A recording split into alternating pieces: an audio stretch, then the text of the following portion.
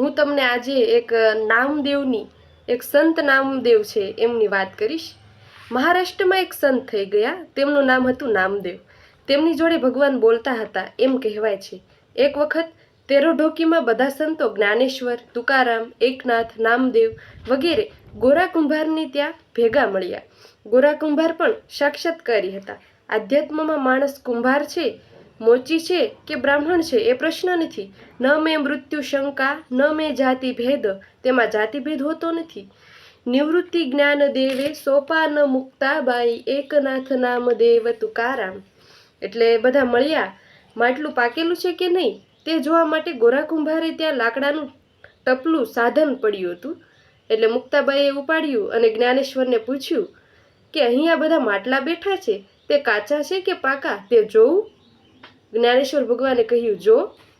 મુક્તાબાઈ તો નાનકડી છોકરી હતી, તેણે ટપલું ઉપાડ્યું અને બધાના માથા પર રાખીને બધાના માટલા તપાસવા લાગી। આ જોઈને નામદેવને લાગ્યું કે આ શું છોકરાપણું ચાલે છે। જ્ઞાનેશ્વર, એકનાથ જેવા લોકોનું માટલું કાચું છે કે પાકું તે આ શું જોવાનું, આ બલિશાતા ચાલે છે। મુક્તાબાઈ બધાનું માટલું તપાસતી તપાસતી નામદેવ પાસે આવે છે। ત્યારે નામદેવે તેને હાથ પકડી લીધો અને કહ્યું, આ શું બલિશતા ચાલે છે। આ સાંભળીને મુક્તાબાઈ તરત બૂમ પાડી ઉઠી કે નામદેવનું માટલું કાચું રે, નામદેવનું માટલું કાચું રે। આ સાંભળીને નામદેવ ગુસ્સે થયા। તેમણે જ્ઞાનેશ્વર તરફ જોઈને પૂછ્યું, આ છોકરી શું કહે છે, શું મારું માટલું કાચું છે? જ્ઞાનેશ્વરે કહ્યું કે મુક્તાબાઈ કહે છે તે સાચું જ લાગે છે। નામદેવ બહુ મોટો હતો। નામદેવે જ્યારે કીર્તન કરતા ત્યારે પ્રત્યક્ષ પાંડુરંગ ભગવાન સામે નાચતા હતા, આટલી તેમની યોગ્યતા હતી। નામદેવ કીર્તન કરી પૂઢે દેવ નાચે પાંડુરંગ, એવું તેમને માટે બોલાય છે। અને આવા વ્યક્તિને એક બાળકી નામદેવનું માટલું કાચું રે કહીને ચીડવે છે। નામદેવને એટલો અધિકાર હતો કે તે બધું ભગવાનને પૂછીને જ કરતા। બાળપણથી તેમને ભગવાન જોડે સંબંધ બંધાઈ ગયો હતો, તેથી નામદેવને માટે એક શબ્દ પણ બોલવાની આપણી યોગ્યતા નથી, પણ સમગ્ર શબ્દ સમજવા માટે કહું છું। ભગવાન જેની સાથે બોલે, વાતો કરે, ભગવાનની અનુજ્ઞા લઈને જે જીવન ચલાવવા, તેમના માટે શું કોઈ કાચું હોઈ શકે? તે લાલ પીળો થઈ ગયો।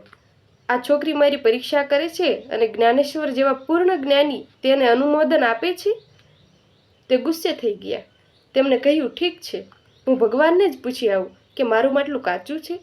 તેરે ઢોકીથી દોડતા પંઢરપુર આવ્યા અને ભગવાનને પૂછ્યું, ભગવાન, તમે મારી જોડે વાતો કરો છો, તમારી અનુમતિ લઈને હું જીવન જીવું છું, તો શું મારું માટલું કાચું છે? પાંડુરંગ ભગવાને કહ્યું, હા, બિલકુલ કાચું છે તારું માટલું।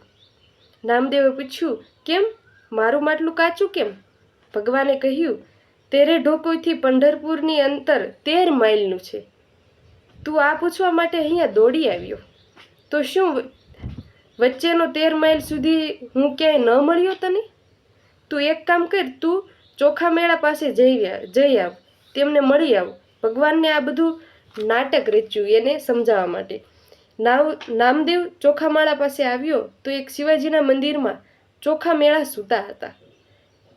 નિજ ગૃહમાં શિવલિંગ ઉપર પગ રાખીને ચોખા મેળા સૂતા હતા। આ જોઈને નામદેવ ગુસ્સે થઈ ગયા અને કહ્યું, આ શું ચાલી રહ્યું છે?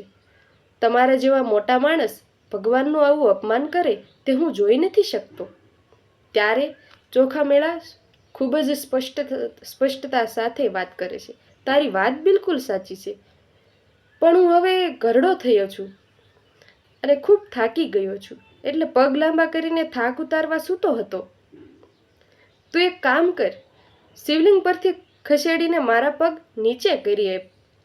નામદેવ તેમના પગ ખસેડીને નીચે મૂકવા ગયા, પણ જ્યાં પગ મૂકે ત્યાં શિવલિંગ જ દેખાય। હવે શું કરવું? આવો ચમત્કાર થયો હશે કે નહીં તે મને ખબર નથી। આમાંથી ફક્ત સાર સમજવાનો છે। ચોખા મેળાએ નામદેવને ભગવાનનું વ્યાપક તત્વ સમજાવ્યું કે એવી જગા જ નથી કે જ્યાં ભગવાન નથી। એટલે ભગવાન આ સમગ્ર વિશ્વમાં છે, તેથી તેની કિંમત છે, અને ભગવાન એ વિશ્વનું ઉપાદાન છે। ભગવાન વિશ્વરૂપ છે, તેથી જ આશ્વાસક છે કે નિયંત્રક પણ છે। એટલે ભગવાનની સમગ્રતા જ્યાં સુધી ધ્યાનમાં ન આવે ત્યાં સુધી ભગવાનનું અસલી રૂપ ધ્યાનમાં નથી આવતું.